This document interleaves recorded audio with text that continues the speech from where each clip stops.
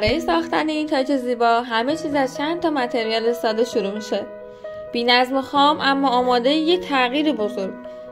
اولش همه چی در همه، ولی تو با کمی حوصله کم کم فرم میدی، پیچ به پیچ، آروم و دقیق. هر جایی که میچسبونی یا میپیچونی یه انتخاب حساب شده است. بعضی جاها باید محکم بچسبونی، بعضی جاها باید بذاری خودش شکل بگیره، درست مثل زندگی. اینجاست که کار کم کم جون میگیره، قشنگ میشه، ولی فقط خودت میدونی چند بار تا لبه دلسردی رفتی، چند بار از نو شروع کردی، چند بار خراب شد و تو با دل دوباره ساختی، هر بار محکمتر، زیباتر. حالا چیزی ساختی که قراره بدرخشه، یه تاج خاص برای یه روز خاص.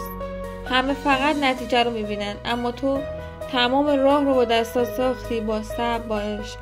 این فقط یک تاج نیست، یه نشونه است که اگه دلت با کارت باشه میتونی از ساده ترین چیزا قشنگ ترینشون رو بسازی. چیزی که رد دل و دستای تو رو تا همیشه با خودش داشته باشه.